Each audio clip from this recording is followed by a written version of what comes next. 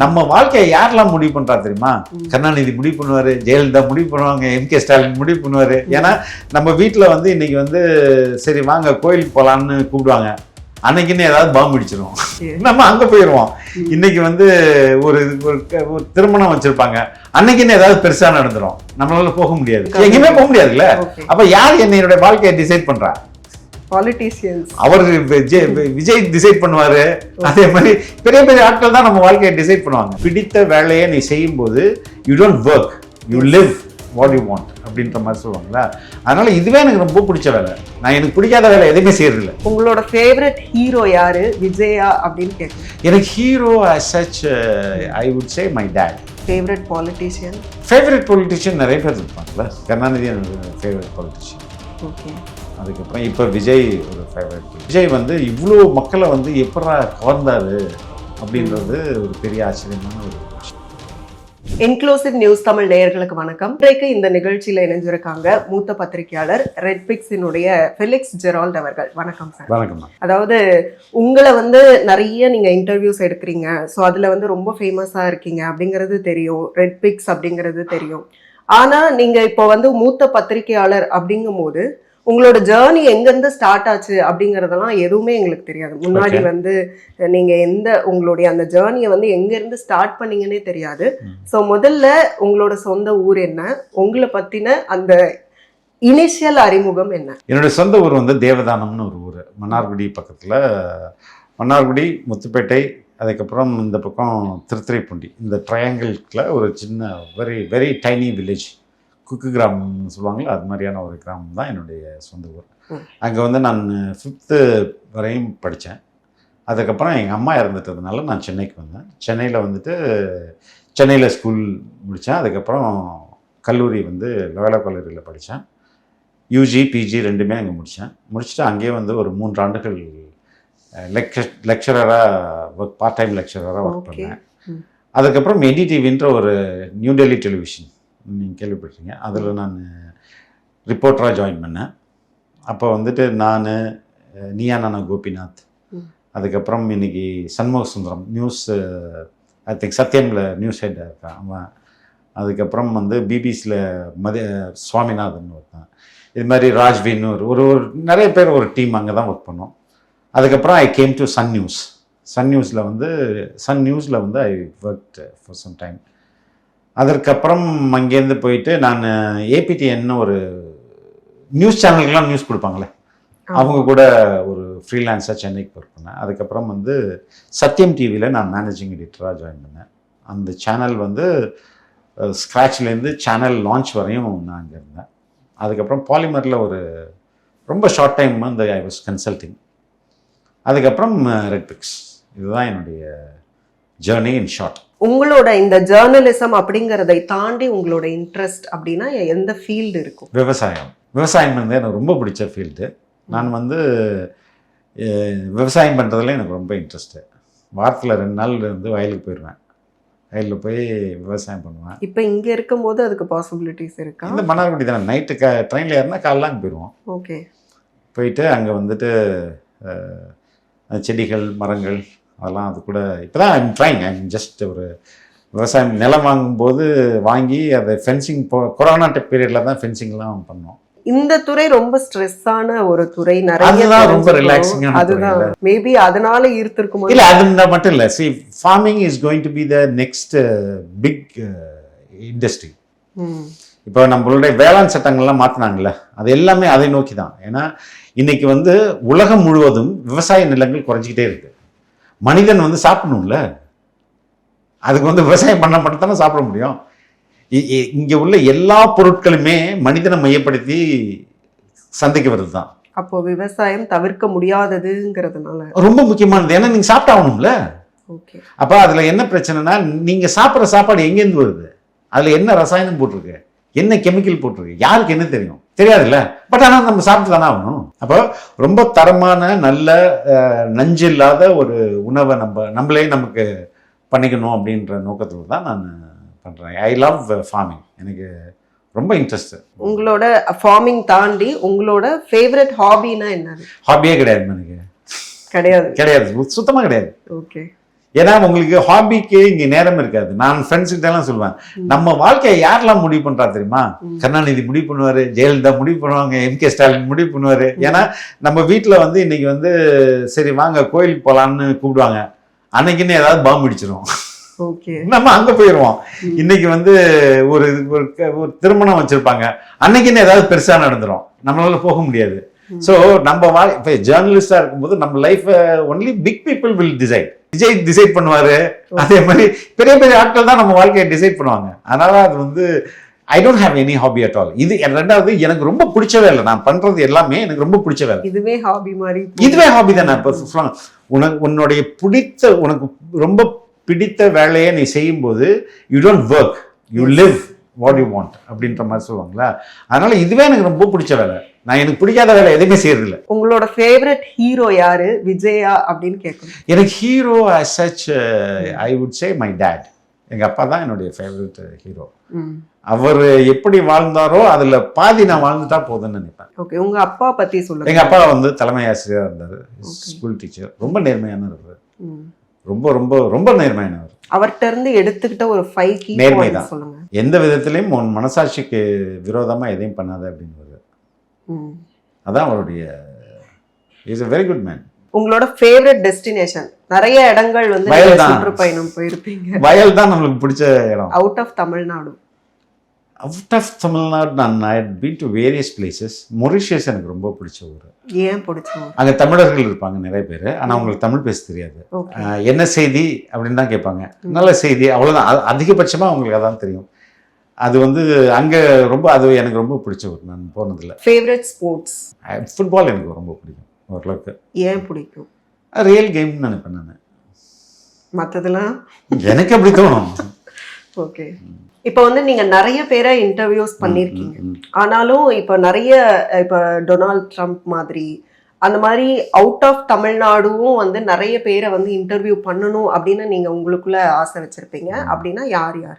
சரி, நான் வந்து அவுட் ஆஃப் தமிழ்நாடு நான் யோசிச்சதில்லை. பட் நேரம் கிடைக்கும் போது எல்லாரையும் மனசுல நான் இன்டர்வியூ பண்ணிட்டே இருப்பேன். That is my one thing that I do. இப்போ when I drive, when I travel, அது மணி நேரத்தில் சும்மா தானே இருப்போம். அப்போ நான் வந்து யாராவது ஒரு அரசியல்வாதியை தூக்கி, இப்போ நம்ம 2 பேர் பேசிகிட்டு இருக்க மாதிரி அவர் எனக்கு முன்னாடி உட்காந்தா நான் எப்படிலாம் கேள்வி கேட்பேன், அவர் எப்படிலாம் பதில் சொல்லுவார், அவர் இன்னும் பதில் சொன்னால் நான் எப்படி இந்த பக்கம் கேட்குறது, அவர் இப்படி பதில் சொன்னால் நான் எப்படி கேட்குறதுன்னு ஒரு நேர்காணலில் பல முறை நடத்திட்டே இருப்பேன். அப்போ அவர் உண்மையிலே வந்து உட்காரும்போது அது முதல் நேர்காணலாக இருக்காது. அப்படி யார் யார்கிட்ட எல்லாம் பண்ணியிருக்கேன்? நிறைய பேர்ட்ட. இன்னைக்கு இருக்கிற எல்லா அரசியல்வாதிகள், எல்லா பெரிய சினிமா நடிகர்கள் எல்லாத்தையும் நான் மனசுக்குள்ளே பண்ணிட்டு இருப்பேன். அதாவது இப்ப சினிமா சார்ந்து இவங்களெல்லாம் எடுக்கணும் அப்படின்லாம் உங்களுக்கு? நான் ரொம்ப மிஸ் பண்ணது பாலுமகேந்திரா தான். அவரை நான் எடுக்கணும்னு ஒரு நேர்காணல் பண்ணணும்னு ரொம்ப ரொம்ப நான் வெரி பிரில்லியன்ட் மேன் அப்படின்றது எனக்கு தெரியும். அதனால அதை நான் ட்ரை பண்ணாது. இப்ப அவரோட படங்கள் பார்த்தா தானே உங்களுக்கும் பண்ண முடியும் அவரை? நான் வந்து நான் சொன்ன உங்கள்கிட்ட நிறைய தியேட்டர்ல போயிட்டு சினிமா தான் பார்க்க மாட்டேன்னு சொன்னா, வீட்டில் உட்காந்து பார்த்துருப்பேன். ஃபேவரட்டான ஒரு டெஸ்டினேஷன் இருக்கு, இங்க இன்னும் போகல, இனிமே தான் போகணும்னு ஆசையா இருக்கிற ஒரு டெஸ்டினேஷன்? கைரோ. வை? அது நான் பேசிக்கலி ஹிஸ்டரி ஸ்டூடெண்ட். அதான் ஹிஸ்டரி அங்க இருக்குல்ல. ஓகே. ஈஜிப்டோடைய அந்த பிரமிட்ஸ் அண்ட் அதெல்லாம் வந்து அந்த வரலாறு சார்ந்த இடங்கள்லாம் போய் சுத்தி பார்க்கணும் அப்படிங்கிறது. ஓகே. கைரோ என்னோட ரொம்ப ஃபேவரட் டெஸ்டினேஷன். நான் என்ன போல I will go some time. உங்களோட ஃபேவரட் ஃபுட் என்னது? இந்த பர்மீஸோட நூடுல்ஸ் கேள்விப்பட்டிருக்கீங்க இல்லைங்க, அத்தோ மைங்கா? ஆமா ஆமா, அதுதான் என்னோட ரொம்ப ஃபேவரட். ஓகே. எங்க அம்மா பேசிக்கா பர்மால இருந்து வந்தாங்க, அதனால எனக்கு அந்த அவங்களுக்கு ஐ மீன் அஃப்கோர்ஸ் வீட்ல எல்லாம் செஞ்சதில்லை, நான் எனக்கு ரொம்ப பிடிக்கும் அந்த ஃபுட். நீங்க குக்கிங்ல எல்லாம் இன்ட்ரெஸ்டடா? எனக்கு சட்னி நல்லா பண்ண தெரியும், மோர் செய்ய தெரியும். ஓகே.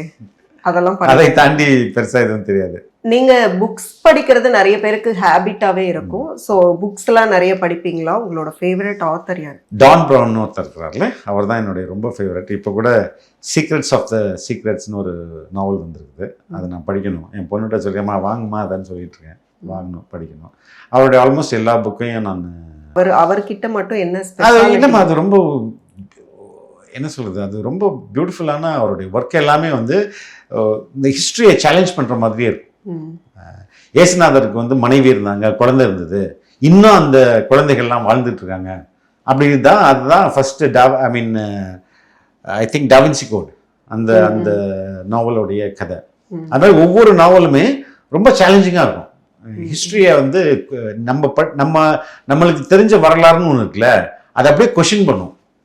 அந்த அளவுக்கு ரொம்ப வெல் ரிசர்ச்ட் நாவலாக இருக்கும். அது ஏஐ பற்றிலாம் சொல்லியிருப்பாரு. ஆரிஜின்னு ஒரு நாவல் இருக்கும். அப்போ எப்படி மனித குலம் இன்னொரு இப்போ நம்ம வந்து அடுத்த பரிணாமத்துக்கு எப்படி போயிட்டு இருக்கோம் அப்படின்றத பற்றி ஆரிஜின் பேசும். அது மாதிரி ஒவ்வொரு நாவலுமே சயின்ஸ் அண்ட் ஹிஸ்ட்ரி இதெல்லாமே மையப்படுத்திய ஒரு நாவலாக இருக்கும். நிறைய படிக்கிறவங்க வந்து எழுதுறவங்கள கூட இருப்பாங்க. இப்ப நீங்க வந்து நிறைய இன்டர்வியூஸ்லாம் பண்ணுவீங்க. எனக்கு எழுத்துன்றது வாய்ப்பே கிடையாது. நான் பேசிக்கா டிஸ்லைக்னு சொல்லுவாங்கல்ல, டிஸ்லெக்ஷியா, லேர்னிங் டிஸார்டர்.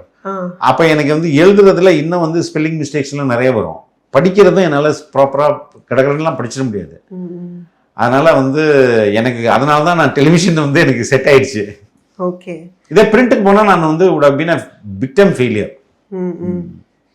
என்னுடைய சிந்தனை, நான் சிந்திக்கிற வேகம் வந்து அதை விட ரொம்ப ஸ்லோவா என் எழுத்து இருக்கும்.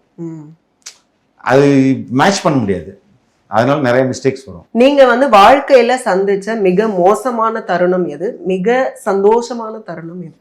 மிக மோசமான தருணம்ன்றது நான் மோசமான இந்த சென்ஸ் வந்து ஹார்டா இருக்கு அதை கடந்து வர்றது. ஒரு நாளைக்கே ஒரு ஃபேஸ் எல்லாருமே கடந்து தானே போயிட்டு. அதுவே ரொம்ப கஷ்டம். ஆமா, அதனால அது அப்படி ஒண்ணு எனக்கு பெருசா ஹார்டா இருக்குன்னு தெரிஞ்சது.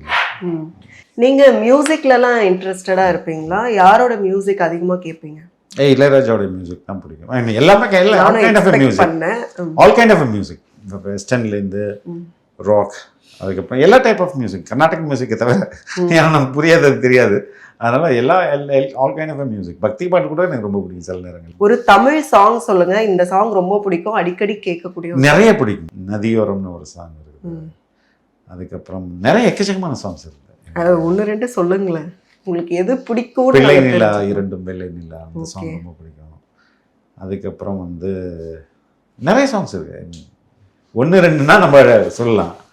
ஒரு செட் ஆஃப் சாங்ஸ் இருக்கு. இல்ல அடிக்கடி கேட்கறதுன்னு ஒண்ணு இருக்கும்ல, அதான் அடிக்கடி கேட்கறதே ஒரு செட் ஆஃப் சாங்ஸ். அதுவே நிறைய இருக்குது. இப்போ நீங்க வந்து ரிலாக்ஸ் பண்றதுக்குன்னு ஒருத்தருக்கும் ஒரு வே இருக்கும். நீங்க எந்த வே சூஸ் பண்ணுவீங்க? லைக் எவ்ரிடே ரிலாக்ஸ் தானே. இப்போ அதுக்காக போயிட்டு இதுக்காக தனியா ரிலாக்ஸ் அப்படிலாம் கிடையாதுன்னா, அந்தந்த நேரத்துல நமக்கு கிடைக்கிற நேரத்தை நான் வந்து இப்போ ஒரு ரொம்ப ஸ்ட்ரெஸ்ஸான ஒரு சிச்சுவேஷன் இருக்கு, நிறைய நியூஸ் நீங்க வந்துட்டு கேதர் பண்ணிட்டு இருக்கீங்க, ஒரு ரிலாக்ஸ் பசங்க 2 பேரையும் வச்சுட்டு பேசுறது ரொம்ப ரிலாக்ஸிங்கா இருக்கும். ஓகே. ஊருக்கு வயலுக்கு போறது ரொம்ப ரிலாக்ஸிங்கா இருக்கும், அங்க உட்காந்துட்டு பேசிட்டு இருக்கிறது. இப்போ ஒர்க் டைம்ல இம்மீடியட் ரிலாக்ஸ் தேவைப்படுது. டீ தான். ஓகே. அந்த ஆன்சர்க்காக தான் நான் இவ்வளோ டீ, பிளாக் காஃபி, இதுதான். ஓகே. Maybe one cigarette. இப்போ எல்லாருக்குமே வந்து சண்டே அப்படின்னா லீவ் இருக்கும், அதுல ஒரு பிளானிங் வச்சிருப்பாங்க. இப்படிதான் சண்டேவை வந்து நம்ம ஸ்பெண்ட் பண்ணணும். நிறைய பேர் பிளான் பண்ணி பண்ணுவாங்க. சில பேருக்கு எந்த பிளானும் இருக்காது, ரேண்டமா இருப்பாங்க. ஸோ நீங்க உங்களோட சண்டேவை எப்படி ஸ்பெண்ட் பண்ணுவீங்க? ஆஃபீஸ் தான். அதுவும் ஆஃபீஸ் தானே? ஆமாம், ஆஃபீஸ் வருவேன். சண்டே என்னன்னா நான் கொஞ்சம் நான் ஒர்க் பண்ற இண்டஸ்ட்ரி தொடர்பா என்னென்ன மாற்றங்கள் வருது, அங்க என்ன டெவலப் ஆகுது அப்படின்றத கொஞ்சம் ரிசர்ச்சுக்கு வந்து சண்டேயோட ஒரு பகுதியை நான் எப்போதுமே ஒதுக்கிடுவேன். வந்துட்டு ஆஃபீஸில் வந்து அன்னைக்கு கொஞ்சம் இப்போ சாட்டர்டே பாதி பேர் ஒர்க் பண்ணுவாங்க, சண்டே பாதி பேர் ஒர்க் பண்ணுவாங்க. அசைன்மெண்ட்டுமே சண்டே பெருசாக இருக்காது, கொஞ்சம் கம்மியாக தான் இருக்கும், எப்பயாவது தான் இருக்கும் அசைன்மெண்ட். அப்போ எங்களுக்கு வந்து 2 பேர் அது மாதிரி தான் ஒர்க் பண்ணுவாங்க சண்டே. அப்போ எனக்கு நிறைய டைம் இருக்கும். ஒரு ஹாஃப் டே வந்து ஃபுல்லாக உட்காந்து என்னென்ன நடக்குது, புதுசாக என்ன வருது, என்னென்ன டிஜிட்டல் மீடியமில் மாற்றங்கள் என்னென்ன நடக்குது அப்படின்றத படிக்கிறதுக்கு இல்லைனா ரிசர்ச் பண்ணுறதுக்கு அந்த சண்டே அதை பயன்படுத்திப்பேன்.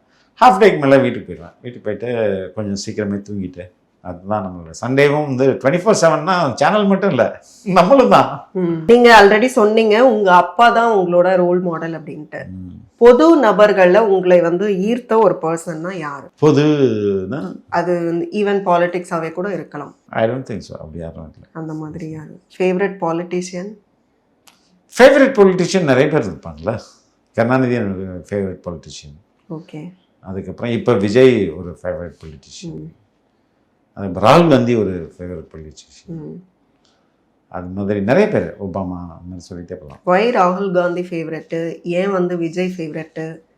ஏன் வந்து கலைஞர் ஃபேவரட்? கலைஞர் ஏன் ஃபேவரட்னா அவர் கூட நம்ம நேரடியாக ஒர்க் பண்ண வாய்ப்பெல்லாம் கிடைச்சதில்ல. அதனால அவருக்கு அவருடைய இந்த வே ஹி ஹேண்டில் ப்ரெஸ் வந்து ரொம்ப நல்லாயிருக்கும். ஓகே. அதே போல் ராகுல் காந்தி ஒரு பெரிய டிரான்ஸ்ஃபர்மேஷனாக அவர்கிட்ட நம்ம பார்க்க முடிஞ்சது. ஒரு ஒரு ஒரு ஒரு ரொம்ப ஃப்ரெஷ் பொலிட்டிஷியன்லேருந்து ஒரு சீசன்ட் பொலிட்டிஷியனாக மாறுறதுக்குல அந்த டிரான்ஸ்ஃபர்மேஷன் ரொம்ப முக்கியமானது. அதே மாதிரி விஜய் வந்து இவ்வளோ மக்களை வந்து எப்படா கவர்ந்தார் அப்படின்றது ஒரு பெரிய ஆச்சரியமான ஒரு விஷயமா இருக்குது. ஓகே. உங்களோட favourite colour? Red. Why? I like red.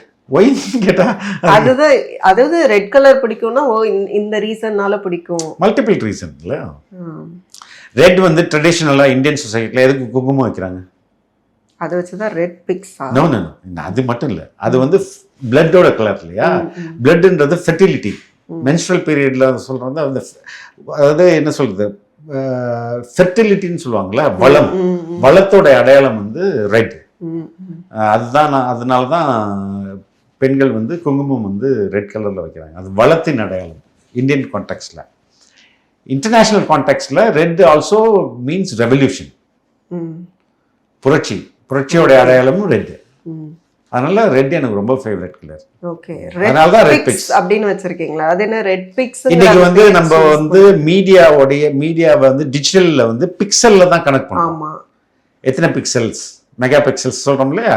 அப்ப பிக்ஸ்ன்றது புரட்சிகரமான பிக்சல்ஸா? எக்ஸாக்ட்லி. ஓகே. இல்ல புரட்சிகரமா இல்ல, இந்த டிஜிட்டல் மீடியால நம்ம வந்து ஒரு புரட்சி பண்ணணும் அப்படின்றது தான் ரெட் பிக்ஸ். ஓகே. மிக்க நன்றி. தேங்க்யூ.